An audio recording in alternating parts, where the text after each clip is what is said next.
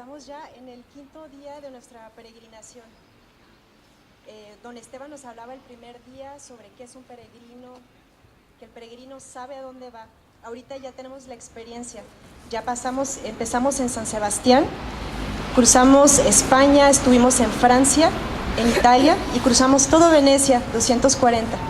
Entonces ya hemos sufrido calor, sed, cansancio, y todo eso forma parte de la peregrinación. Y sabemos bien a dónde vamos. Vamos a las Jornadas Mundiales de la Juventud porque el Papa Francisco nos ha invitado. Entonces nos damos cuenta que no hacemos la peregrinación solos, que nos necesitamos unos a otros. Yo quería, además junto con el tema de hoy, que el día de hoy reciban la llamada de prepararse porque ya llegamos hoy a Cracovia en la noche y el JMJ ya está a punto de comenzar. Entonces, ¿cómo prepararnos a vivir estos días de manera intensa? ¿Cómo prepararnos a recibir la voluntad de Dios, a recibir el llamado y la voz de Jesús? Porque ya nos dijo también Miquel que estamos hechos para el cielo. No sé si todos ya lo habían escuchado, pero es cierto. Y además, como bautizados, tenemos un sello que nadie puede borrar. El sello diría, si se viera, hecho para el cielo. Estamos hechos para el cielo. Pero entonces, ¿cómo funciona? La santidad, hemos visto, nos dijo don José Ignacio, que no es solamente para los religiosos o sacerdotes o la gente muy mística. La santidad es para todos nosotros, para ustedes. Hay muchos santos jóvenes, no sé si alguno de ustedes conozca Santa Chiara Luce, Beata Chiara Luce, italiana, laica, una chava de 19 años. ¿Alguien la conoce? Ella muere a los 19 años, laica y súper comprometida en la vida cristiana. Ella decía que ella no hablaba con sus amigos de Cristo, pero lo vivía y les daba a Cristo con su sonrisa, con sus servicios. Y ella decía una frase que hay que hacerla nuestra: seré santa si lo soy ahora mismo. Eso quiere decir que la santidad no es para después, para cuando ya no sea adolescente o joven, sino que el día de hoy ustedes que van en camino a Cracovia a ver al Papa Francisco y encontrar a Jesús, ¿cómo ser santos en este camino que les pone Jesús hoy? Yo diría que también es un momento en el que tal vez debamos de detenernos. Muchos de ustedes hemos platicado en los grupos, me decían que son de familia católica o van a un colegio católico, pero hay una gran diferencia a nuestra religión por tradición y encontrar verdaderamente a Cristo en nuestra vida.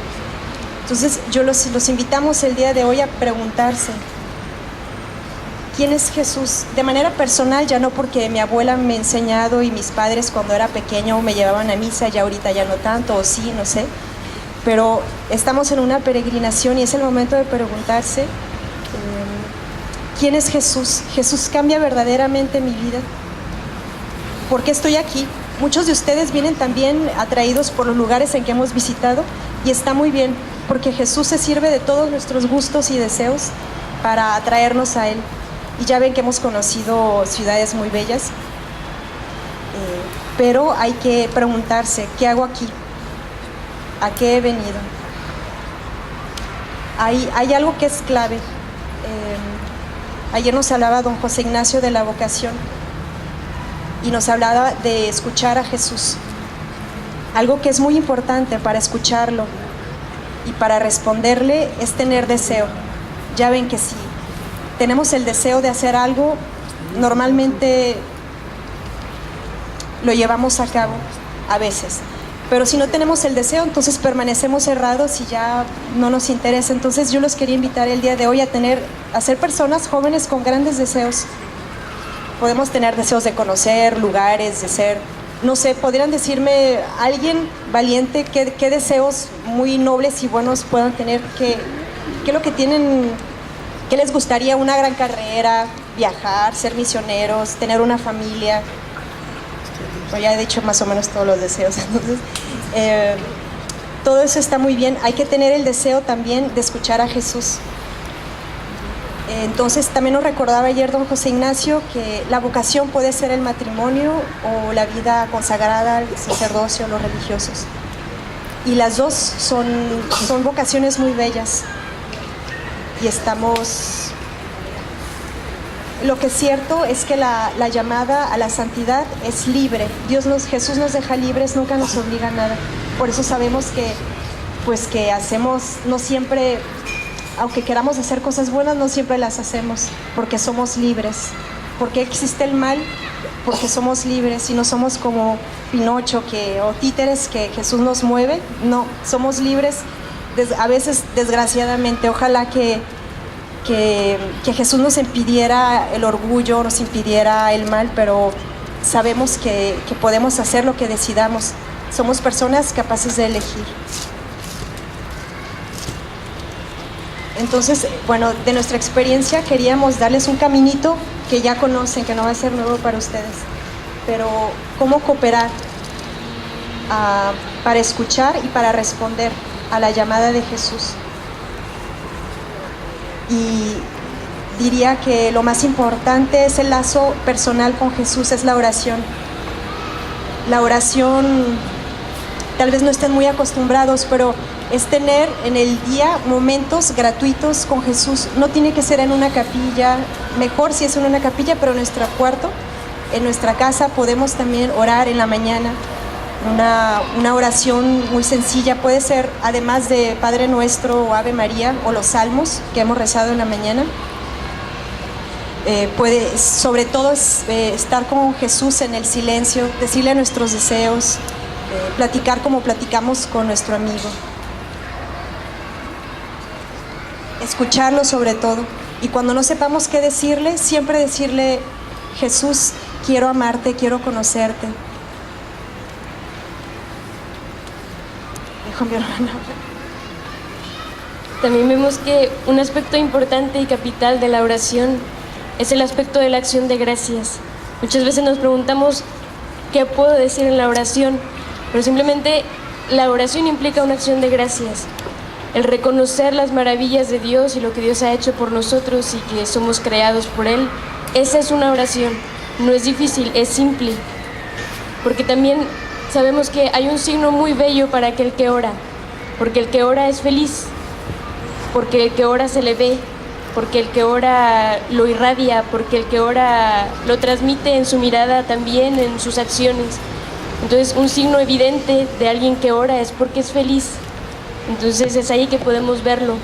Y la Virgen María es un signo elocuente de un signo de oración, una presencia de oración. Ella, en la palabra de Dios lo vemos, cuando ella dice, la manera en como María ora es muy, muy bella. Entonces, cuando ustedes estén un poco ahí con la intención de orar, pero sin saber qué decir, busquen a la Virgen María. Verán, yo les voy a leer un texto de la palabra de Dios como la Virgen María ora. Es en su fiat. Ella cuando reza, cuando ora, ella se abandona y ella busca hacer la voluntad del Padre. Entonces, leemos en el momento de la Anunciación. El ángel le dijo a María: el Espíritu Santo vendrá sobre ti, y la virtud del Altísimo te cubrirá con su sombra. Y por esto el Hijo engendrado será santo, será llamado Hijo de Dios. María dijo: he aquí a la sierva del Señor, hágase en mí según tu palabra. La respuesta de María es un signo de abandono. Y también, otra oración de la Virgen María es el Magnificat. Y ella ahí manifiesta las maravillas que Dios ha hecho por ella. Entonces leemos un poco este aspecto del Magnificat. Mi alma engrandece al Señor y exulta de júbilo mi espíritu en Dios mi Salvador, porque ha hecho en mí maravillas el Poderoso. Su nombre es santo. Su misericordia se derrama de generación en generación. A los hambrientos los llenó de bienes. Bueno, además de la oración, otra manera de saber, de ser santo, es la caridad fraterna, que es el amor mismo que tiene Jesús por el Padre por Jesús, en el Espíritu Santo.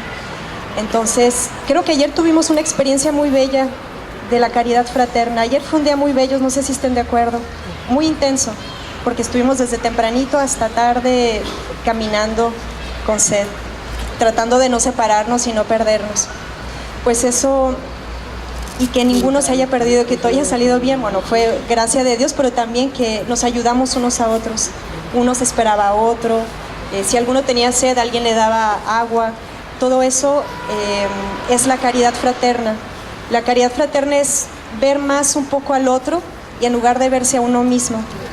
Normalmente, porque así somos, creemos que es muy interesante nuestra vida y queremos platicarla, pero en realidad, bueno, el interesante es el otro.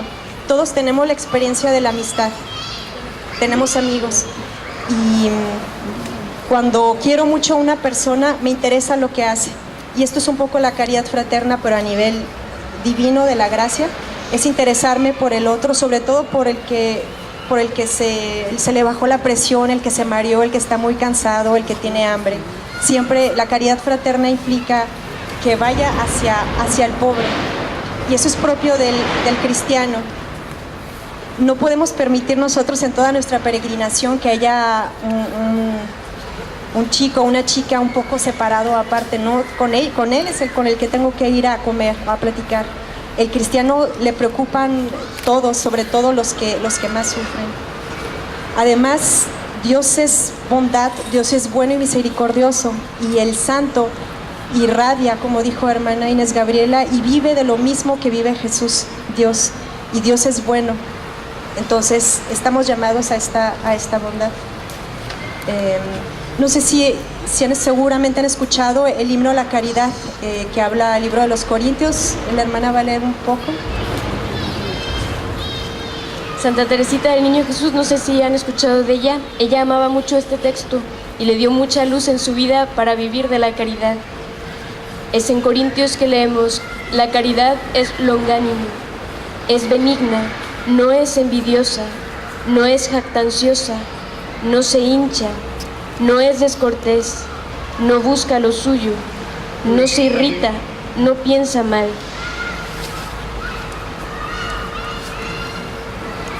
No se alegra de la injusticia, se complace en la verdad. Todo lo excusa, todo lo cree, todo lo espera, todo lo tolera. Este es un signo de la caridad. También vemos que la caridad implica el perdón. La caridad es ver al otro, como dijo la hermana, pero también exige de nosotros un aspecto un poco más riguroso, que es pedir perdón o recibir el perdón.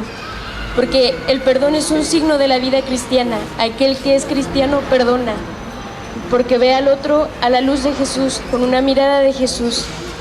También estamos invitados a pedir perdón y a perdonar diariamente, constantemente y cotidianamente, porque es así que nosotros recibimos la misericordia de Jesús, porque nos hace vivir de su misterio de la cruz, y además porque nos introduce en el corazón herido, en la herida del corazón de Jesús. Cuando es Jesús que perdona a Judas inmediatamente, súbitamente, sin perder tiempo.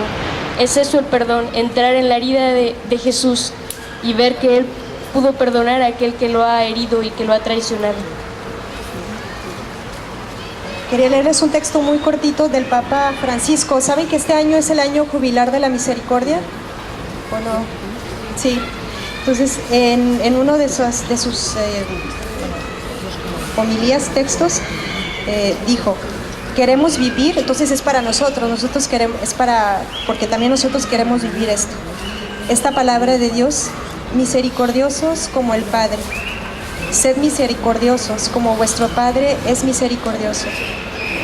Es un programa de vida exigente, pero que da alegría y paz.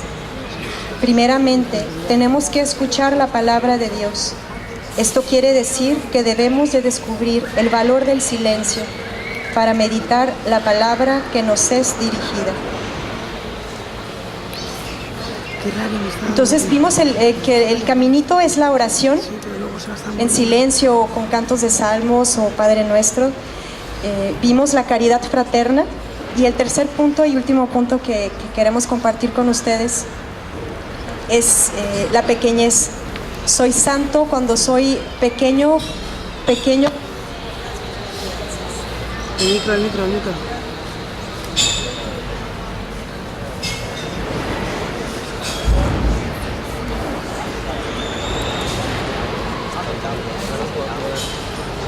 Nos quedamos sin audio.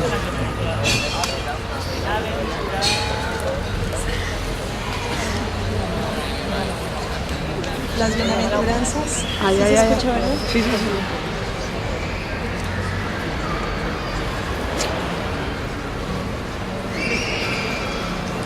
Bueno, entonces, bienaventurados